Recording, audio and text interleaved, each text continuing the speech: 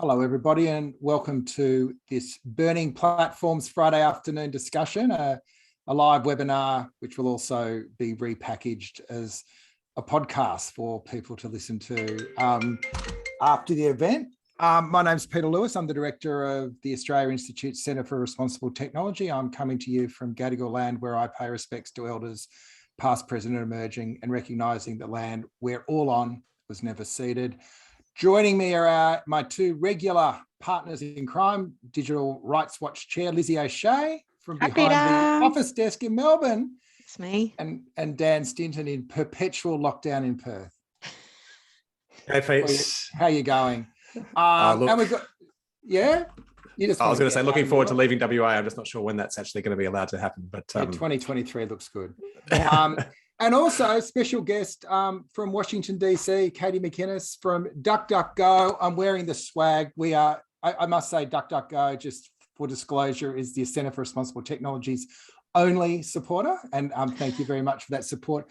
This was not tied to any of that support, but we were really keen to have a chat with Katie about the DuckDuckGo business model, particularly in the context of some of the legislation working their way through in Australia. So the second half of this discussion will be a bit of a deep dive with Katie into the view of the world from a tech company that doesn't indulge in surveillance capitalism, but tries to build a different business model.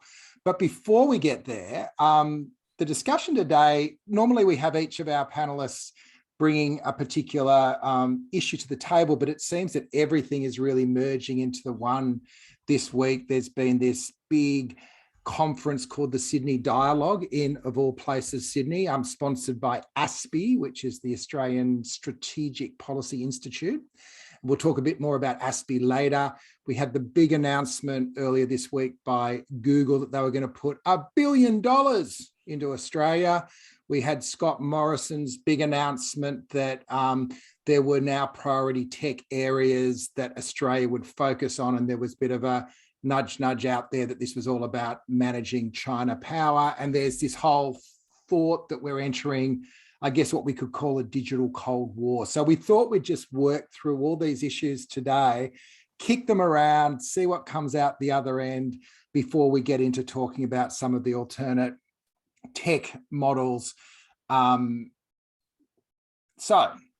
let's start with Google. $1 billion sounds like a lot of money if you say it quickly, and it got a lot of media. So Google made this announcement, the Digital Future Initiative, focused on creating jobs and building Australia's technology fundamentals, putting money into the CSIRO to explore clean energy, natural hazard management, protect the barrier reef, and set up a quantum computing effort at Macquarie Uni. So this kind of sounded like, and the way it was presented in the mainstream media was that after starting the year threatening to shut search in Australia because of those terrible media companies wanting some money out of the bargaining code, all of a sudden everything was good and all things forgiven, and Google is now part of our future. So I guess there's a few places to go here. One is this enough money to make any difference? $1 billion sounds a lot. That's $200 million a year. I did an off the back of the shelf calculation. Google booked 5.2 billion revenue in Australia last year. Most of it gets sent offshore to be sort of on books of countries that don't expect so much tax to be paid. They actually paid 50 million in tax on the back of that. So that's about 1%. So 200 mil is an extra 4%. So they're up to 5% in tax. So I guess the first question is this money a windfall, or is it a very small amount that they should be putting in? I'll let you kick off with that, Lizzie, and then we could maybe look at where that money's going to go.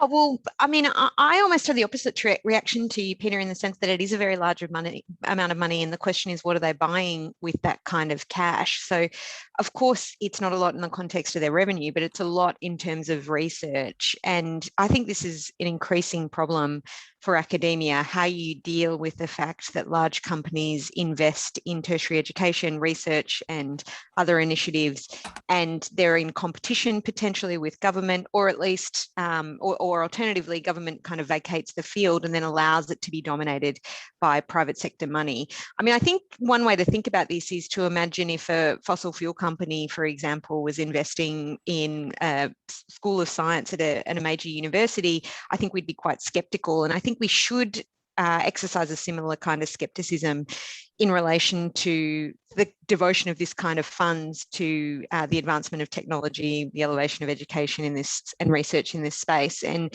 so I think this is a real problem for us. How do we make sure that the work that's being done in this field is going to be quarantined from a company like Google? And with a figure that large, I think it is quite difficult. I mean, this is one of the primary reasons that we do have a tax and redistribution system, because it avoids this kind of problem being created, and essentially the privatization of knowledge and tertiary education institutions. So that's my primary concern. The fact that it was not the problem that it was too little relative to their tax contribution in an ideal world, but in fact that it was very large relative to the other kinds of contributions that the government makes in this space. And that's my cause for alarm. Dan, Google does lots of partnerships. Sorry, phone going off. What sort of strings are normally attached when Google invests, say, behind, they do news initiatives, they're going into a whole bunch of different education, health? Is it just here's some money, or is there assumptions that go alongside it?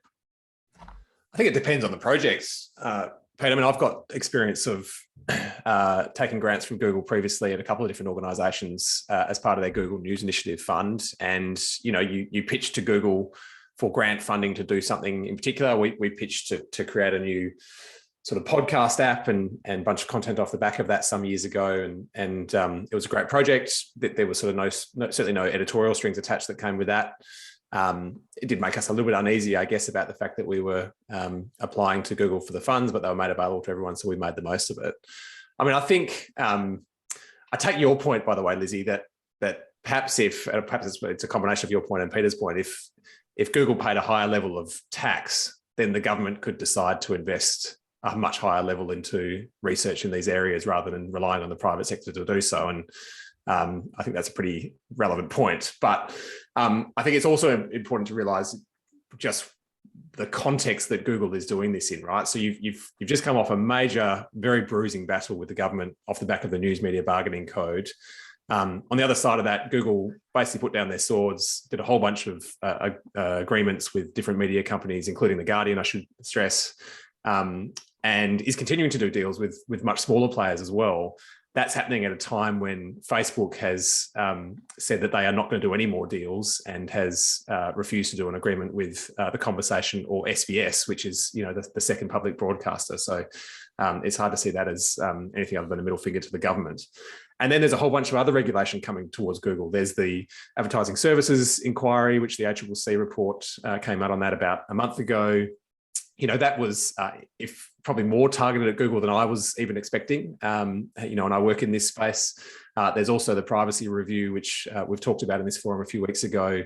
That initial discussion paper from the Attorney General's office has just dropped. That's proposing, that and the ACCC are proposing data separation regulation, if you like, to be put in place, which would limit Google's business quite substantially. So, I mean, I think this $1 billion is probably also a bit of a PR exercise, a pretty expensive one. And I think that, by the way, still some good will no doubt come out of it. But nonetheless, it's coming at a time when I think Google is trying to be seen as a really good corporate citizen, and hopefully push back against some of the regulation which might be coming their way, which could impact on their business. You'd also assume, Lizzie, that part of this is embedding their technology platforms in the solutions they're co-investing in, right? So it's not just philanthropy, it's very much targeted partnerships. And if you think back to schools now base their classroom infrastructure on Google products, and the health system is very reliant. And so when Google did threaten to pull, and you started to look through what the potential implications of that were, there was this huge technological sovereign risk. Now, is there a risk that if CSIRO, ties its sails to Google on dealing with all these really big existential challenges, we're just being dragged further into their thrall. Yeah, you think about something like natural resource or natural hazard management, I should say, which is one of the areas in which they may end up working with researchers. You can see how you would entrench something like Google Maps, and then the work that's done becomes complementary to that product. I mean, the other field is quantum computing, and I think this is where we asked Peter to explain what quantum computing is. But the point is that that kind of research that they might do in partnership with an institution, I think Macquarie is the listed institution, then becomes something that can fuel the expansion of their business. They get access to some of this research early, potentially get to integrate it into their business model.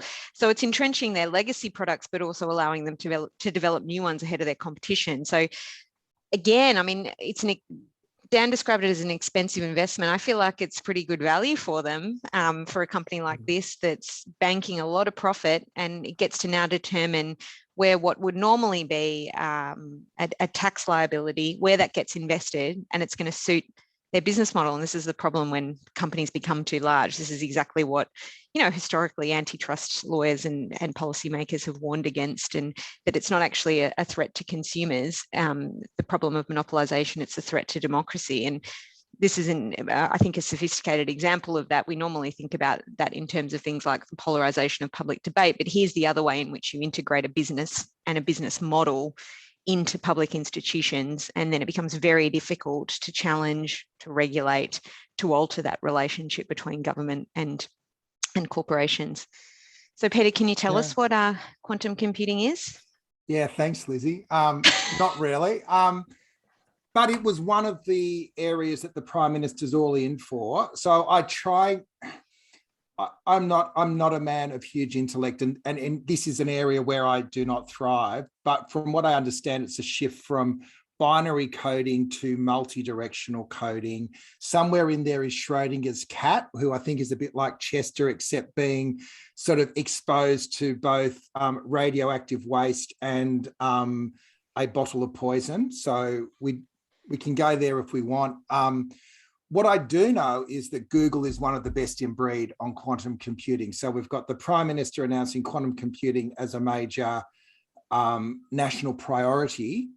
And we've also got the guys that have just given us $1 billion to co-invest really being standing up right in the middle of it, all in the middle of a big national conference on our strategic future, under the shadow of both the AUKUS subs deal and the Quad. And we'll get to the ASPI conference in a sec. One other thing I'll say, when I was doing my research on quantum computing, I was looking for an easy explainer. The best one was actually delivered by Thales, which is one of the defense industry giants who funds ASPI. So I don't know if we can go there in a sec. But before we get to the ASPI conference, Dan, do you just want to give us a bit of an overview about Morrison's big announcement, which was the keynote opening address to this conference? Sure. And before I do, I mean, I think I wouldn't attempt to describe quantum computing either, but I think the key point of it is that it's a huge acceleration on the capabilities of computing power on a pretty small microprocessor. So it basically is going to 10x the abilities of computers. So I think that's why so many of these companies are pouring so much money into it, including Google.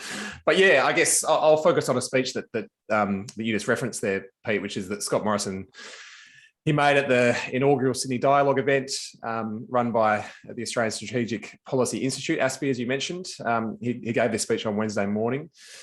In the speech, Morrison flagged that quantum computing, as we just touched on, artificial intelligence, cyber security services, autonomous vehicles, all of these will come under increased government scrutiny, particularly around foreign interference, as part of a federal government's new critical technologies framework and action plan. So, look, it includes a list of 63 critical technologies and 9 areas of focus. These include things like minerals extraction and processing, advanced communication, artificial intelligence, cybersecurity. There's a bunch. And I guess the point here is that they're trying to effectively highlight the technologies which I think Australia doesn't want. He didn't mention China, but that Australia doesn't want to lose control of, if you like, and which he wants us and friendly democracies to in order to keep control of, hopefully recognizing the importance that they're going to play in our economy and society going forward. So, I mean, I thought it was fascinating that he's sort of he's kind of, without mentioning China, he's signaling the technologies which I think are going to become critical to our future, and almost putting a stake in the ground and saying, well, which would you rather have it? Would you rather have us and friendly democracies like the US and the UK controlling these things, or would you rather have China doing it? And here's your incentive to do so. It was interesting. He didn't mention China in the speech, but he dropped the speech to media to run the day of the speech, and they'd obviously been backgrounded that this is all about China because that's how they'd presented it. So what do you reckon about this, Lizzie? Is our national government coming up with a long-term tech agenda where the main problem they seem to be trying to solve to push back against what has been described by Facebook's Nick Clegg as the authoritarian internet? Is that the biggest problem we need to be solving at the moment? Yeah, it was interesting, that Nick Clegg speech, because he talks about the limits of sovereignty and how, you know, the internet is supposed to be this great borderless place, and that if we increase our idea or focus on sovereignty, that puts it at risk. But I think it's quite important to realise that what was not said in that speech as well, which is, I don't think Nick Clegg is talking about breaking down sovereign borders with a country like China. I think he's talking about creating a space that's essentially borderless for the exchange of information and for the, you know, the likes of doing business as Facebook does between our allies in a diplomatic sense, you know, being the AUKUS treaty and the like. So I do think this is a transition away from seeing technology policy as something that is just like any other industry, towards integrating it better into our capabilities as a diplomatic nation, you know, potentially our militarization and surveillance capabilities as well, and that this is where they see the future of technology. I mean, the other component, of course, which we discussed last week on this show, was the, you know, the use of technology to combat climate change rather than, say, limiting the fossil fuel industry. So I think they also see technology as important in that respect. But this conference really seems to be a transition and a key platform and turning point for the public discussion about how the tech industry will facilitate the long-term diplomatic and military ambitions of Australia as part of a coalition, which is, you know, largely still the same in the form of the Five Eyes, which is the intelligence sharing alliance that Edward Snowden revealed publicly, the English-speaking countries who've aligned on intelligence sharing, and then moving towards militarization of that as well, I think, over the long term. And then you've got a bit of dissonance there as well, because one of the honoured guests at this conference was Narendra Modi, who's part of the Quad, obviously India. And there was a great article this week from Elaine Pearson from Human Rights Watch, just questioning whether that's the guy you want on stage with you when you're talking about democratic values, right? And the way that they've used the internet over there.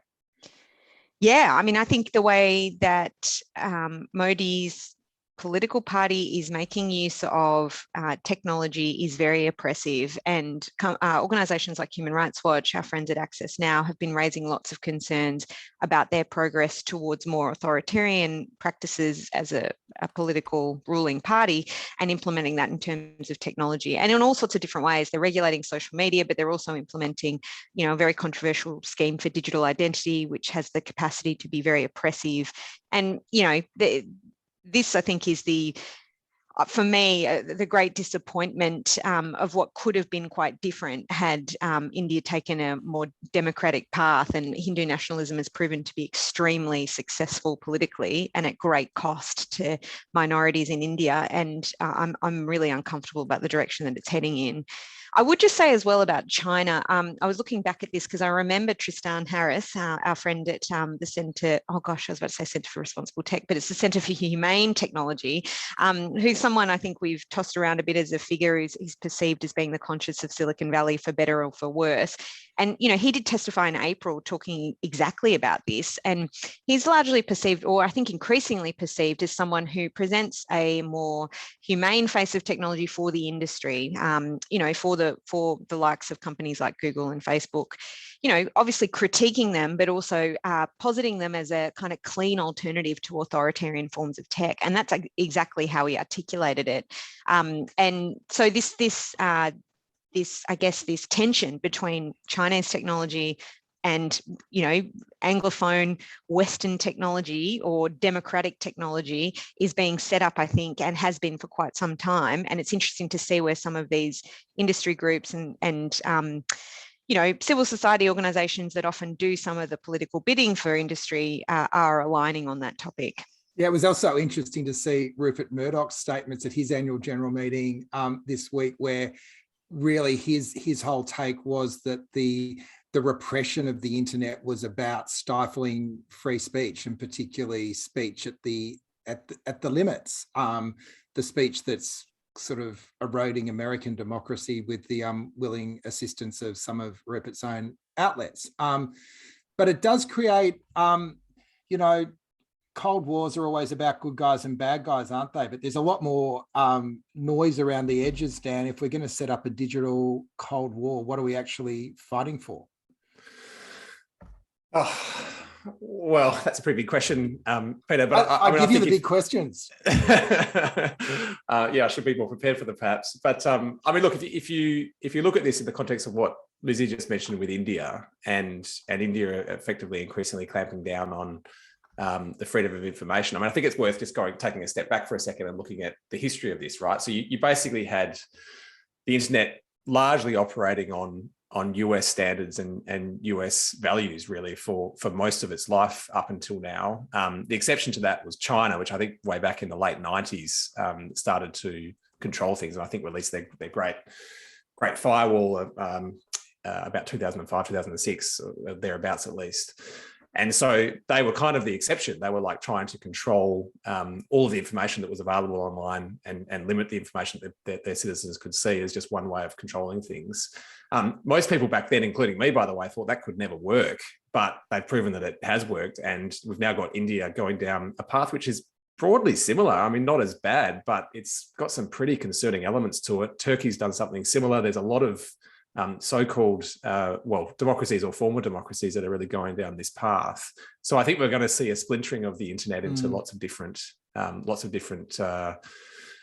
countries, I guess, with different standards and different values. And there might be some benefit that comes from that in effect of reducing harmful content access, but it will probably result in a splintering of the internet, which is going to result in a lot of bad outcomes as well. And yeah, I guess to bring it back to your question, Peter, which I will eventually get to, I guess what perhaps Morrison is looking to do is build, with the internet splintering, he's looking to build a coalition of companies which are going to have the same standards and the same level of openness and the same sharing of information between them as a way of pushing back against China and perhaps any of their allies. So it's who knows where this is going to go. I'm not an expert on this stuff, but it is fascinating.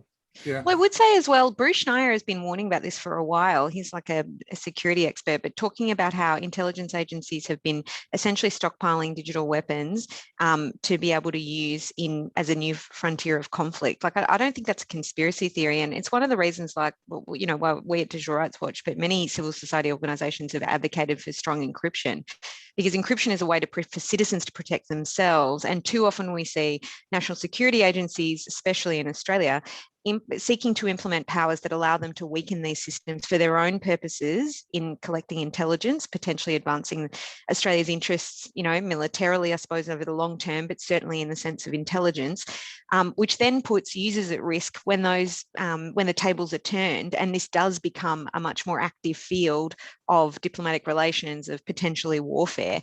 And, you do realize the critical importance of people being able to secure their devices as against not, just their own government, but also foreign interference, and how we do really need national security agencies to not just advocate for themselves, but for the security of citizens. And we haven't seen that lately. We've seen them put their interests above the interests of citizens in keeping themselves secure. And we're going to pay a price for that, I think, in future. We're going to see more, obviously, things like ransomware attacks and criminal hacking, but also I think state-sponsored hacking and potential, very serious attacks conducted in a technological sense that have very real-world consequences for citizens in these countries. And I'm certainly worried about that over the long term. I mean, these state-sponsored attacks are sort of the modern guerrilla warfare, aren't they? They're a way that you can do real harm to another country that you want to do harm to, obviously, in a way which is not going to trigger perhaps larger conflict or traditional conflict in a way. So, I mean, we saw this last year with China undertaking a pretty substantial hack of Australia and Morrison going as far as to name them, which I think was unprecedented. So it's this is I think increasingly where the battles between these great powers is going to be fought. It's going to be fought in cyberspace rather than necessarily between our militaries. The last point on this, one speech that I think it was to the ASPI conference, Labor's Assistant Comms Minister Tim Watts. What is concerning, though, is that while the libertarian vision of the early internet has now been universally rejected by the democratic nations, nothing has emerged to replace it as a practical philosophical framework to guide the exercise of democratic sovereignty over the internet. I thought that was kind of lived out this week. The conference has at the heart of it how we're going to build a submarine fleet sometime in the never never with US and UK technology. It put the Indian Prime Minister on a pedestal. It also had Audrey Tang, who Taiwanese Minister for Digital Engagement. It's regarded as best of breed citizen engagement in terms of government working with its citizens. So it seemed a little bit like there is still an attempt to define what it is. So I don't know, maybe good on ASPI for sort of trying to sort of build a base. We haven't really said ASPI is a not-for-profit think tank, but it's funded heavily by the defence industry. So it is kind of tied up in, I guess, the military industrial complex, but it's probably just the tech wing of that.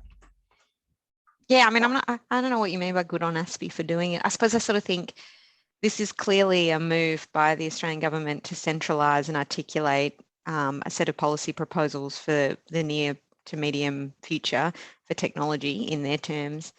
And ASPI is the platform through which this happens. I don't think it's any surprise that these tech companies were showing up to a conference. And this is heavy hitters on this list of speakers showing up to a conference that's essentially put on by, the research or the civil society arm of the Australian military industrial complex. So, I think we should take it for what it is, which is an articulation of where the government sees technology and the technology industry going, and where they have partnerships already with existing industry and where they don't. So it's obviously worth paying attention to for that reason. But we need to be pretty clear about it as I think analysts of this field as to what is going on in Sydney. I must say I did get an invite, believe it or not. I'm not sure anyone else here did. No, Peter, no, Dan, no. No, I left off as usual. Again, I don't think. I'm not sure what got me on that list, but anyway. I don't think Katie was invited either, but we might take this opportunity to welcome her into an Australian dialogue of sorts. She also hasn't dropped $1 billion into our local economy yet. But still time though. Still time. Yeah.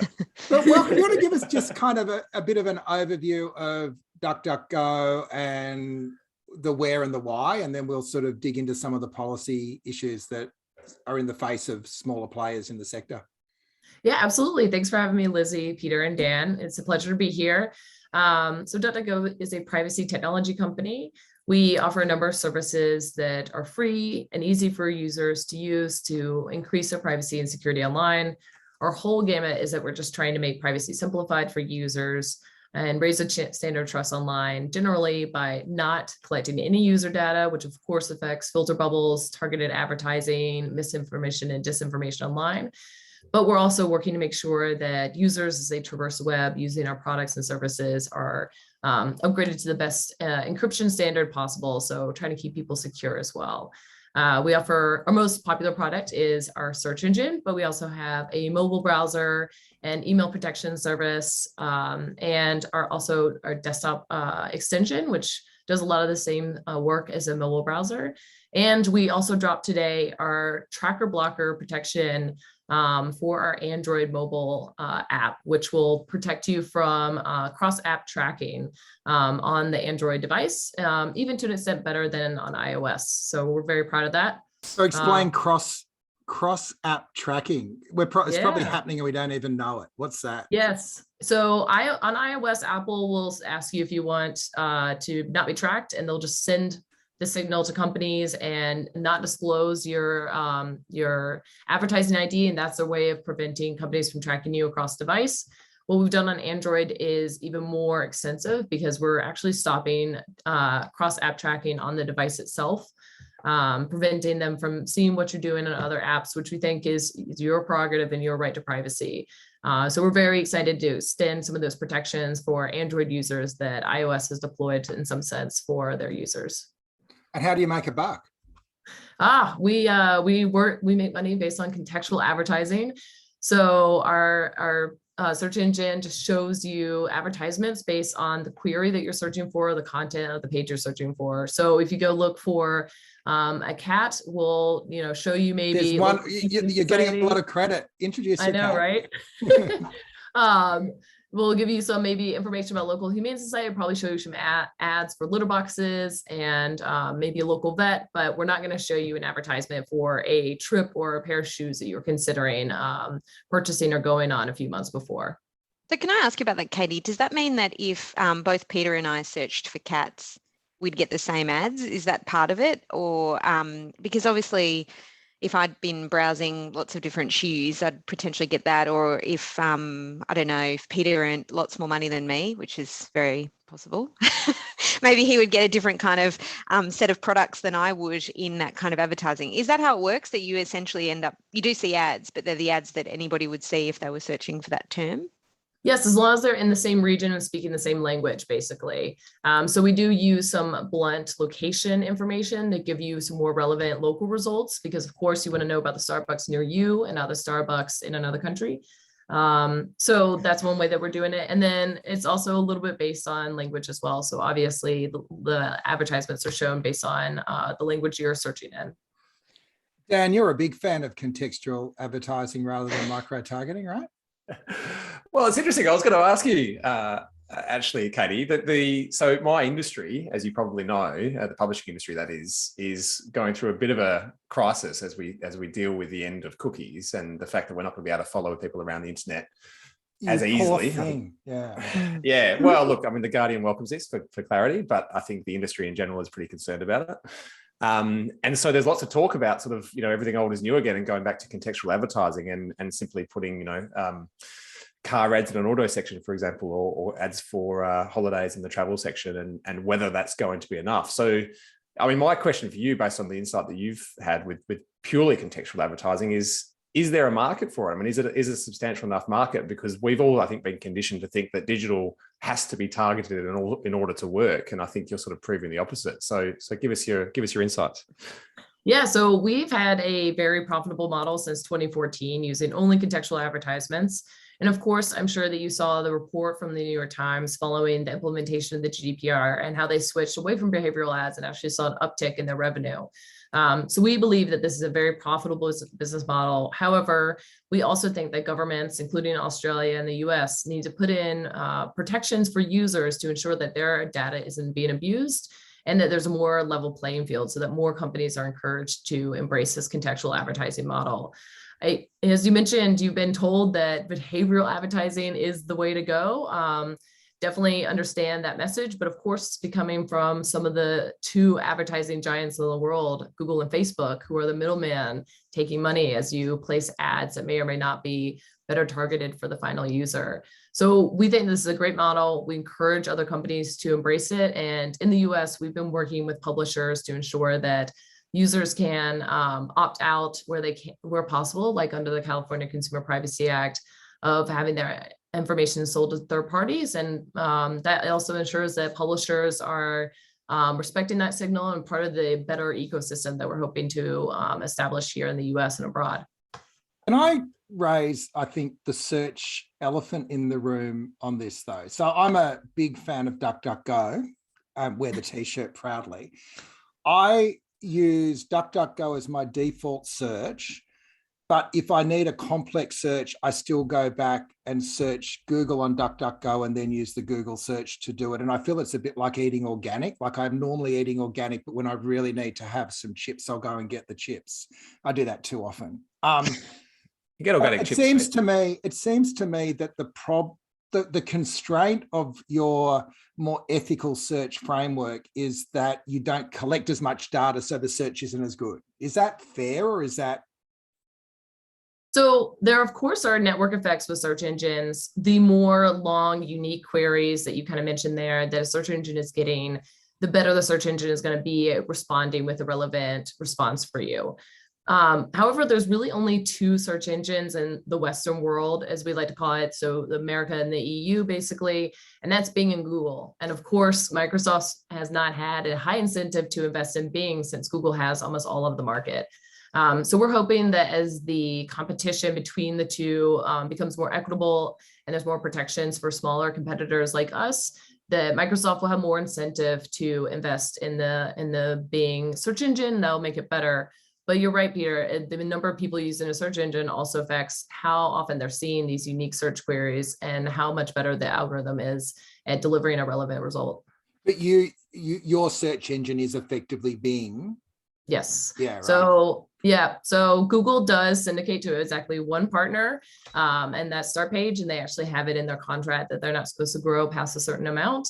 So all the other third-party search engines like Ecosia, DuckDuckGo, and others are being syndicators.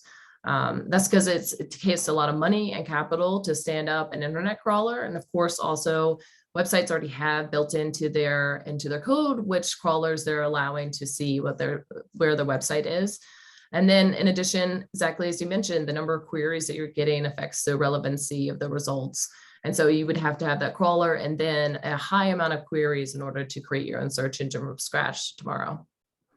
Katie, can I ask, what about this new model which has emerged with Neva, the subscription-based search model, which is also claiming to take a very privacy respectful approach and never showing ads. It's based entirely on subscriptions and claims it can be relevant. What's your, I appreciate they're probably a competitor of yours, but nonetheless, I'd be interested in your take on what role that has to play and whether you see that being something which could be part of the search ecosystem going forward, I guess.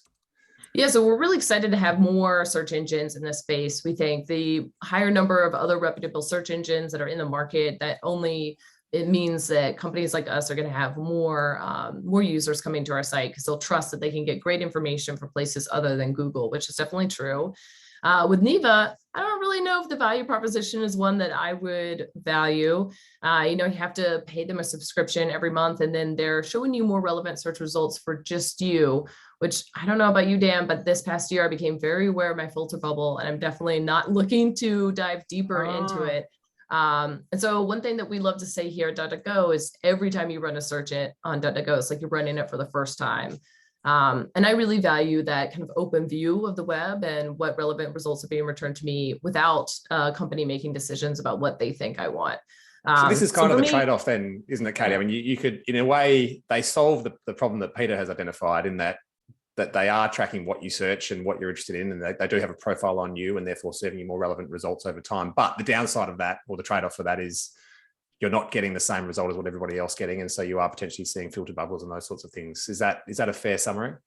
That's my perspective. I also believe that Neva's proposition is that you give them more personal information so that they can show you particularly what you would want. I don't really want to export my brain in that sense and don't feel like that's helpful, but I do see how I could have family members that would be very helpful for them because they're not on the computer that often. They just want the best result. And definitely my mother-in-law would love it if she could search the entire web for one email she can't find in her inbox. So we could definitely see how this would be helpful for some users, but we are very proud of our private search service without any fees, and we'll continue that in the future. But we're excited to have a new partner in this space. Mm.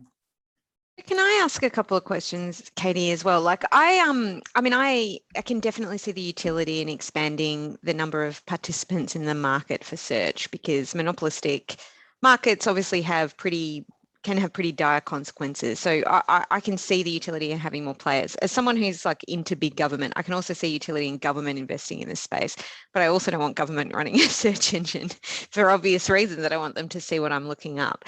But I do wonder, what do you think I think there's space for things like non-profit companies, community organizations to also expand into this field. So I think we probably share a value there in the sense that the more players in that market, including right across the spectrum from profitability to kind of community grassroots-based organizations, contributes to a better ecosystem. But what do you think the role of government then is in this space? Is it to, like, government obviously invests in research and development, but they also do things like procurement. They also obviously regulate monopolistic markets or fail to. If you were to talk about what you think government could do to limit the monopolistic power of a company like Google, what would you be recommending? Yeah, so what we would recommend is actually pretty well encapsulated by the ACCC's recent third interim report for the digital services consultation, which is a requirement of a search engine choice screen to be shown to users. So right now, Google has bought up the default position across platforms and services, meaning that whenever you open a new device, get it out of the box for the first time, if you perform a search on that device, it's going to be through Google. Same thing for most major browsers. And of course, within Australia, Google has a great market share in search, but also a huge market share in their most popular desktop browser, which is Chrome. And so one thing that we're really facing is the inability to get in front of users' eyes and to make it easy for users to switch to another search engine provider. And so we're really excited to see the ACCC report suggesting a requirement for search engine preference menus and for greater ease of switching between defaults, because we know, of course, that defaults rule the world still for most of our devices and services. And so we're really interested in governments doing this kind of market intervention to level the playing field and allow other companies like ours to put their value proposition in front of users and say, like, look, come to us. We won't take your personal data, but we will give you great search results. And we're hoping that more and more people will come to what we call the duck side and use DuckDuckGo, because every time you search on Google, you're still giving them so much personal information. And so we're really hopeful that we can turn away from the surveillance ads business model. Yeah, well, because that's the other component, right? Because as well as the ACCC report, which, I like some of it, I don't like other parts of it, but, I appreciate that this is a field in which other regulators have potentially not done as good a job or engaged with the issue as much. And I appreciate the ACCC is trying, and that's to be commended, even if you have criticisms of some of the aspects of it. But the other component, the other bit that we're going through at the moment here in Australia is a review of our Privacy Act. And you do wonder whether the other, or what I always think about in this context, is trying to stop it at its source. So stopping the collection of data, but then also the micro-targeting that flows from it, because that would then mean that Google did have to fundamentally change its business model. And to my mind, it also seems like a field in which most people don't appreciate how this actually happens. And if they did know, they'd be horrified and feel violated. That's my impression, because when you do tell people about how surveillance capitalism works and how invasive it is and how it's in all these devices and a growing number of Internet of Things devices, I think they are mildly horrified and, can either switch to being enraged by it or also feeling a bit hopeless about it. And I do wonder whether privacy is the way through there, because I do think it's the kind of framing that certainly human rights, digital rights organizations use. And that maybe is the regulatory space as well, where potentially action could come that would shift that monopolistic market. Yeah, I definitely see some of the recommendations from the ACCC report as being privacy recommendations. Here in the United States, we've had a couple of antitrust policy bills also introduced in the House and Senate. And we've been talking to offices saying, like, look, not only would this be very helpful in leveling the playing field for competitors like us, but also would be a privacy package. And it would ensure that users, like you mentioned, once they find out what's happening with our surveillance capitalism ad economy, that they have something to turn to versus just feeling hopeless. And I feel like we put too much onus on users, either through the GDPR here in the US, to make their choices clear without actually really a lot of choices being in the market. And so that's one reason why competition regulation is so important to us, and we think works hand in hand with privacy protections. I could just pick up on that as well. I mean, I think privacy combined with purpose limitations, I think, is a pretty powerful tool. If you can restrict the amount of data that any one entity can collect, and its application, but you can also restrict the combining of that data. I mean, I think one of the advantages that Google and many of the other companies actually have is that they can collect data from search, for example, and potentially use that data for targeted advertising on publishers like The Guardian. And I think most people don't understand that that's taking place, to your point, Lizzie. And I think if they did, they would be pretty concerned about it.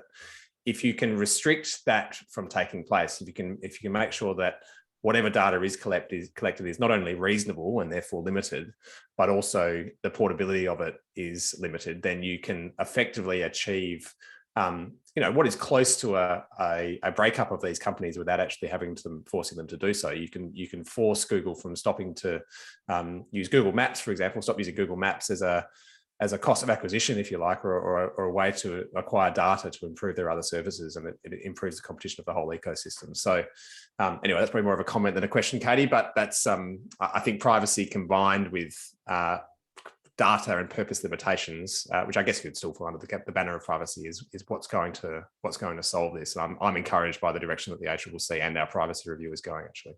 Can I add 2 cents though? As a litigator, maybe I'm like a hammer and everything looks like a nail, but I'm also just infuriated as to how privacy violations in this country don't come with a civil penalty provision. In California, if your privacy is violated under the relevant legislation, you can get a civil penalty. Our privacy watchdog just handed down decision about Clearview AI scraping Facebook for images and then training their facial recognition model, and said, can you stop doing it and delete all your Australian information, which I expect Clearview AI will just simply ignore. And it did not impose any civil penalties. And I sort of think that has to change. Like, I know civil penalties aren't the only way in which this does change, but I do think money does talk. And certainly in other fields like cartels, anti-competitive behaviour in places like Europe, heavy civil penalties do make a difference.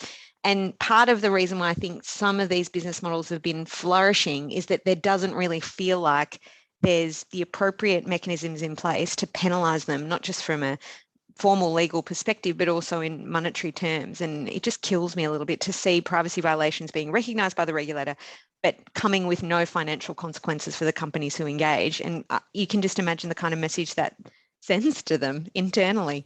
Isn't that changing though with the privacy review? Isn't one of the things that they're proposing that consumers would have the ability to? Let's see, shall we?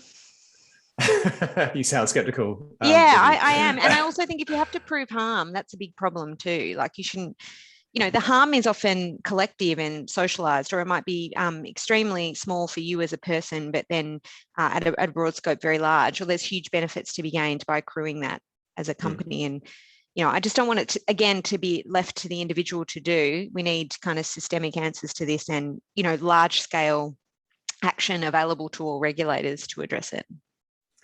I might bring Katie back in. Sorry. This is like our regular privacy geek out. So you're in Washington, D.C. From a distance, it seems like there is lots of activity going on from the Biden administration in terms of moving to put the clamps on big tech. It must have been interesting for you to hear from our perspective the discussions about the geopolitics of tech from Australia, but I'm just interested in any reflections you've got from the earlier discussion, but also just a bit of a, I guess, on the ground report on what is actually going on in Washington at the moment, and whether it's all just a bunch of headlines. And it seems every Netflix drama about tech ends up with House testimony as its dramatic high point. Is that the end of it, or is there real progress in the wind over there? Yeah, so that's a great question. Privacy law in the U.S., I think, is a goal that we've worked on now for over 20 years, and definitely not going to happen in this congressional session, sadly. I think the focus on competition, though, is a very interesting one. And I think one that has garnered a lot of bipartisan support, which is really, really, I think, very encouraging. Yeah, I agree with you. A lot of these big scandals like Cambridge Analytica just result in a lot of hearings without a lot of action. I'm very hopeful that we can have some action here through legislation on competition issues. I'm also hopeful that in the next session, we may have some consensus around privacy laws. If nothing else, many states in the US are passing them. And so eventually maybe they'll force the federal government's hand. But I'm also very encouraged by the Department of Justice's case against Google for the monopoly in search, and the Attorney General's case from several states here in the US against Google for their monopoly in advertising. I think those two litigations are probably our best chance at some real positive change here within the US. And I'm also really excited for this to be a precedent-setting moment for the industry, just the same way that the Microsoft antitrust case in the late 90s was. So I'm hopeful. We're working very hard to get anti-self-preferencing legislation passed here in the United States. And we're really, really excited to see Australia put forth such a great report on search engines and dominance in that area, and also put forth really well thought out recommendations built on the back of other kind of failed enforcement actions in other jurisdictions. And we're really hopeful to see Australia put forth maybe the best model for leveling the playing field, especially within this search engine market. Can I ask you one last question? Yeah. One of the things that I think is hugely problematic with the way that the internet has evolved, particularly around information at least, is that we do have two really dominant companies, obviously, in Google and Facebook. And to a large extent, Google's algorithm controls the digital economy and can literally make and break businesses, and has done so with algorithm changes. And Facebook probably does that to a certain extent as well within their ecosystem, but more importantly, controls the information that about half of the population sees. And again, can change that, completely at a whim, or on a whim.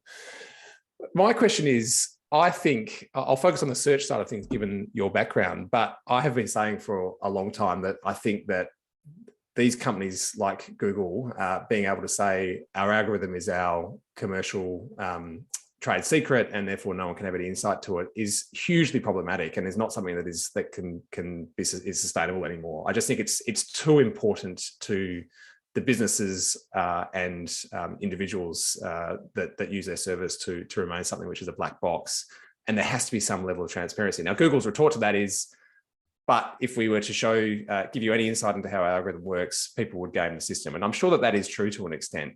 But I'm wondering, is there a middle ground there? Because it feels to me like this the way that we're operating now is just not good enough. What's your take on it? Yeah, I think that there has to be some breaking open of the algorithmic black box. You mentioned small businesses, and I'm really glad that you mentioned them, because I think they're another partner here that has been missed. Like, their information is also being taken by these big tech giants and used against them anti-competitively, either through the provision of other white label products, or, as you mentioned, just changing the algorithm a little bit, and that totally affects their business. When Facebook, Instagram, and all the properties went down for a few hours a few weeks ago, we all bemoaned it because we couldn't see what our aunt was doing.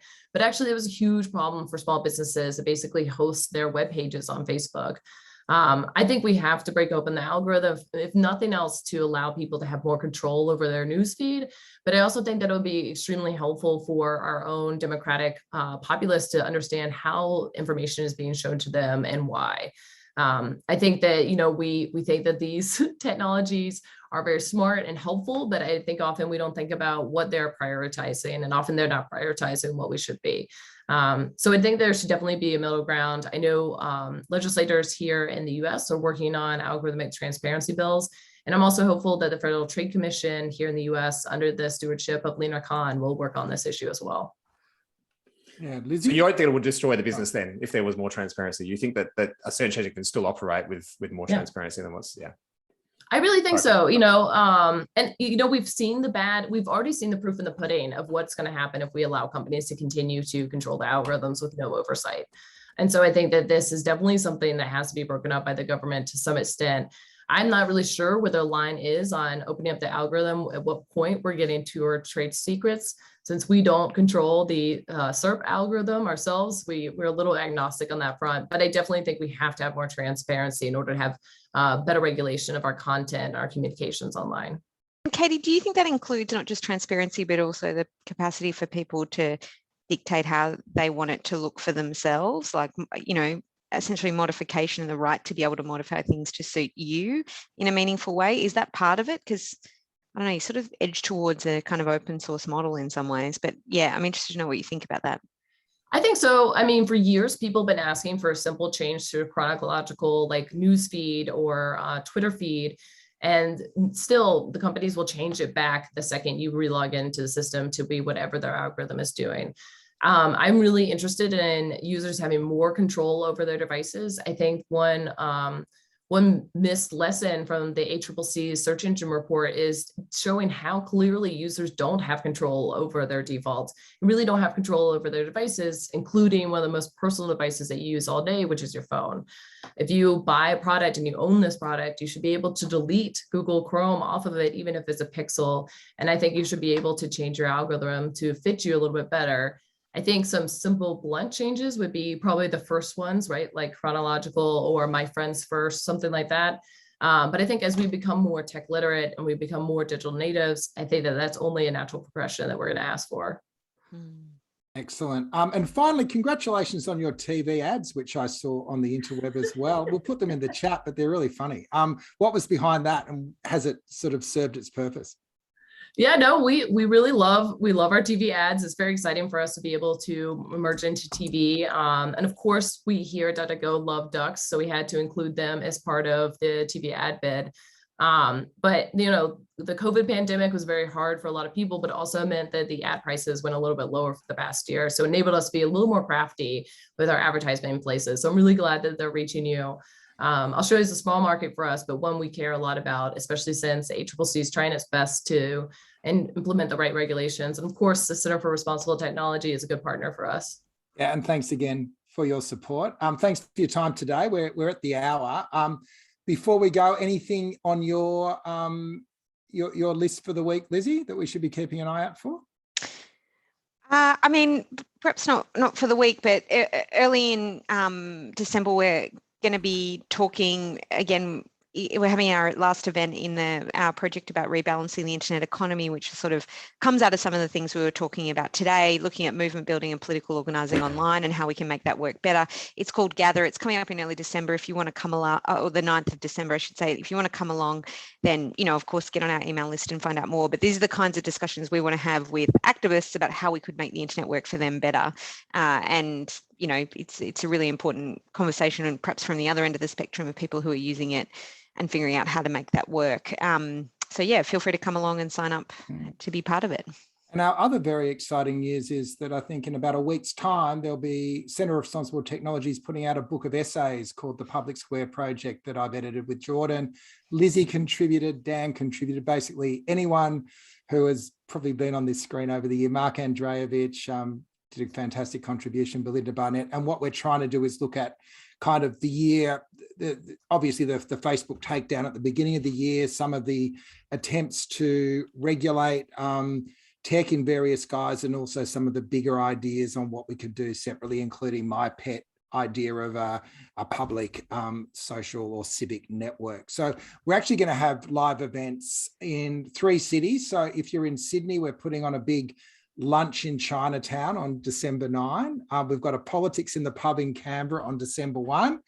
And we're going to do some drinks in Melbourne, Lizzie, December 14. So if you're in any of those 3 cities, we'll let you know, and you'll be really welcome to join us in real life. God, seems like a strange thing to be even contemplating. Dan and Lizzie have still not met each other in the flesh, which I think is just terrific. I think this is my best angle on screen, so it might be a disappointment. Anyway, on that note, have a great weekend, everyone, and thanks for being part of Burning Platforms. We'll see you in a fortnight. Eric.